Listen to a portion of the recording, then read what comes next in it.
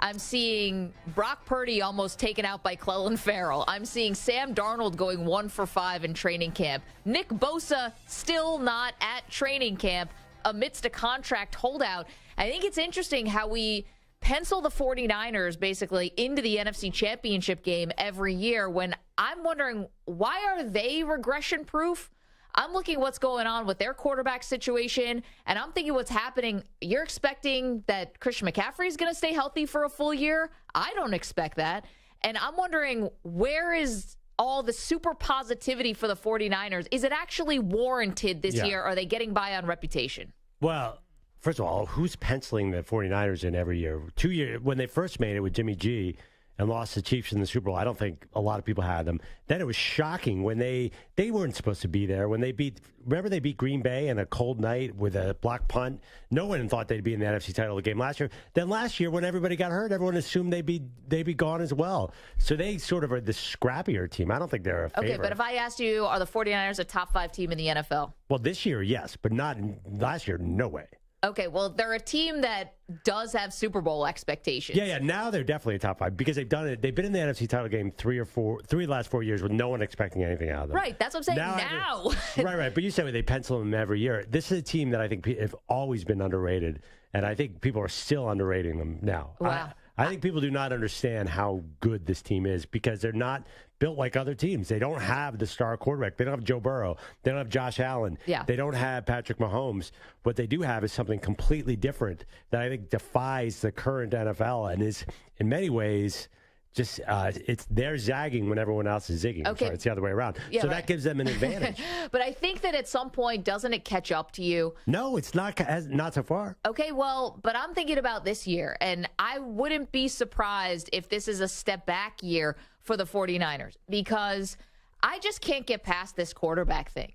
And it's Brock Purdy coming off of the elbow surgery, right, and the big elbow injury. And then it's Trey Lance who, listen, I don't want to base one thing off a clip or here or there, but it's not like I'm hearing reports out of the 49ers that Trey Lance is blowing the doors off of everybody and, like, winning this job when the job is there to be won. Right. And then again with Darnold, who, I'm seeing, just terrible in terms of, how he's performing in training camp. Again, it is training camp, and I could just give you Sam Darnold's whole career on a platter, and I'll tell you that it's not going to bode well for him there. Did you seriously give a Sam Darnold 1 for 5 in training camp practice stat? What the heck are you doing? It's on top of the fact that I've watched every Sam Darnold snap, and Sam Darnold, he's challenged. If you prorate his stats for being a Jets quarterback, he's basically Patrick Mahomes.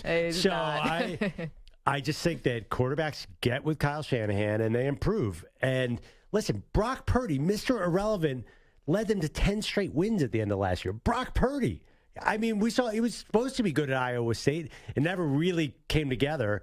And the guy has a lollipop for an arm. He does not have a strong NFL arm, and they still sort of dominated everyone and probably would have had a great chance against the Eagles if Purdy didn't get hurt. So they can't be worse than last year. I mean, why would they? I understand the injuries, but I feel like they can cobble it together just like they did last year. And they might be better with Sam Darnold at least in the mix. I don't think so, but because think about that, right? Now you have, and I know Purdy did excellent. That was one of the biggest stories in the NFL last year, rightfully so. It was a guy who maybe, because the arm wasn't very big, but someone who had tons of experience playing in college, right? So you had Brock Purdy, who had been 4 years in the system, lots of game action, as opposed to Trey Lance, who has not played and has no game experience, and there's nothing there for him. So you had the opposite of that. It ended up working because he was able to run this, like, I don't want to say simple because I'm sure there's more to it than that, but that's sort of the Kyle Shanahan thing, right? It's a little turnkey. And you have all of these great weapons. But at the same time, I can't expect that Brock Purdy's going to have the same magic when you give teams enough time to game plan for him. I'm not going to expect that Christian McCaffrey is going to stay healthy for a full year. That's always been the knock on McCaffrey. And am I expecting the offensive line to take a step forward? I'm not reading great things about that coming out of training camp either. Now, granted, I'm reading these reports from afar. I'm not standing out there and watching it with my own eyes.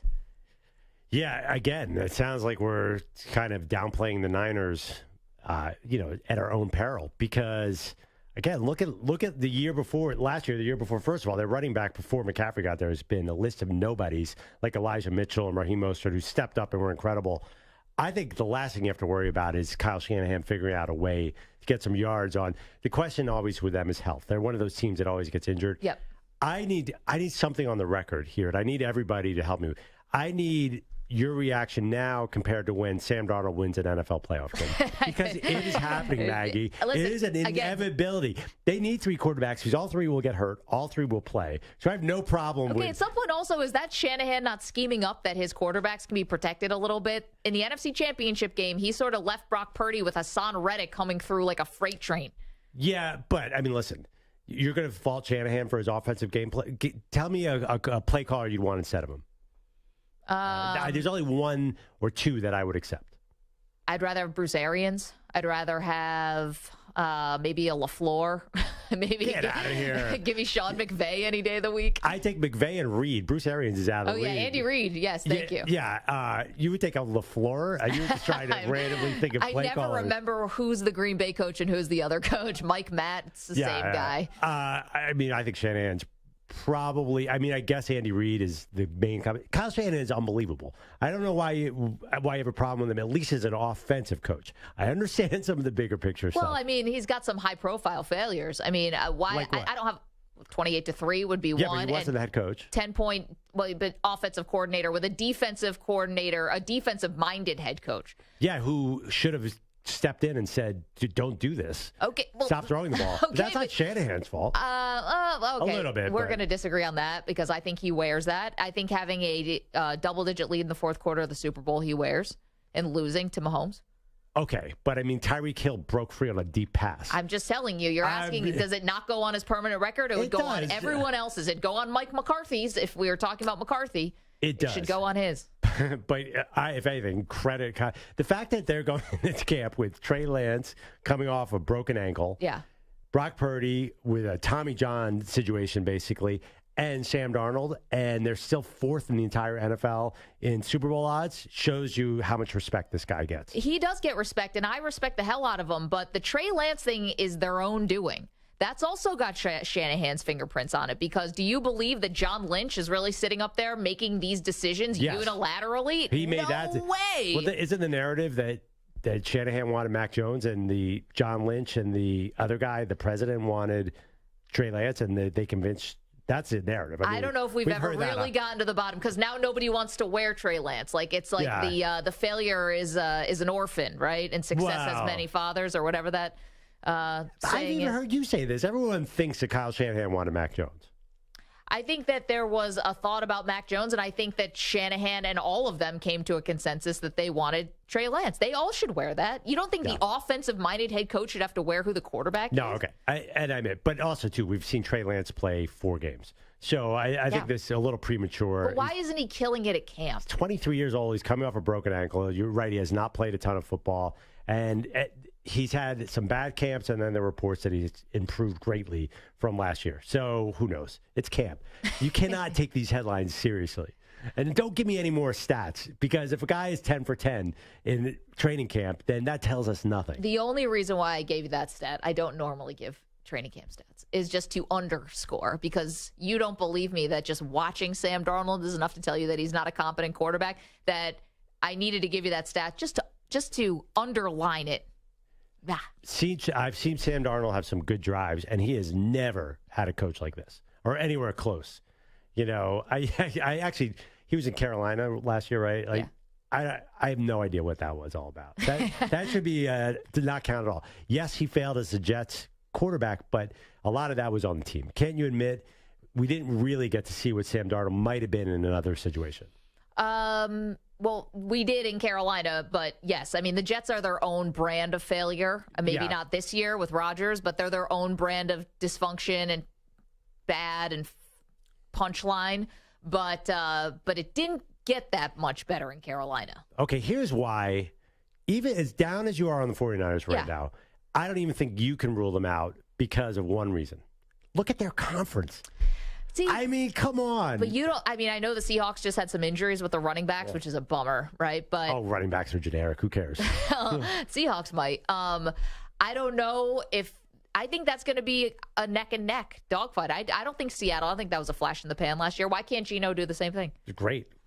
Enter the playoffs. Let's see you deal with that was a close season. Playoff game. Let's see you deal with the season 49ers who are beating everybody in the playoffs. But basically, it gets to be December, January. The 49ers just start going downhill, assuming they have the two of the top 5 defensive players in the NFL, Nick Bosa and Fred Warner. This isn't about the quarterback with him. This is about Nick Bosa killing your quarterback and Fred Warner just terrorizing your running backs. It's been great. So far, it hasn't worked. They've been beaten by better quarterbacks. Okay. When it mattered. Yeah, when it mattered. But listen, they've gotten to the NFC title game 3 out of the last 4 years. No, and I'm telling you, they could easily be back this year. Okay, but you're the one who always accuses me of giving out participation trophies when people just make it to the Super Bowl or make it to the NBA Finals or make it to the World Series. This is like kind of a participation trophy thing because if they had just had a franchise quarterback, maybe we're talking about them winning 2 Super Bowls. I am rethinking in the last 5 years. I'm rethinking that whole philosophy about the participation trophy because my Phillies made the World Series and lost, and my Eagles made the Super Bowl and lost. Yeah, I just think that they're right in the mix again this year because they have a very different style. I think that they can run with anybody. I think their defense is as good as anybody's. So, come on, it's the NFC. AFC, I would not give them a great chance. I'll tell you right now, the AFC. Too many good quarterbacks, right? The AFC, yes, they would run it. But if you're picking a time to be without a quarterback, it's the 2023 National Football Conference. 855-212-4CBS, 855-212-4227. Also helped here, their schedule's not exactly murderer's row either. I mean, it's a little harder than, they have to play the AFC North. That could be a problem. That's tough. But they're home for the Bengals and they're home for Baltimore. So they lucked out there. They're one of those teams just wants to get to the tournament. The year that they beat Green Bay, they were certainly not a great team, I think. And they should have beaten the Rams that year.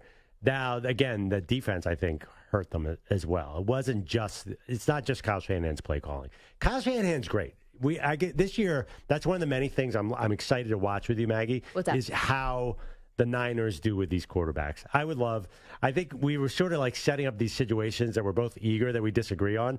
I'm just waiting for Sam Darnold to have a good game and to come in on Monday morning and be like, ha, told you so.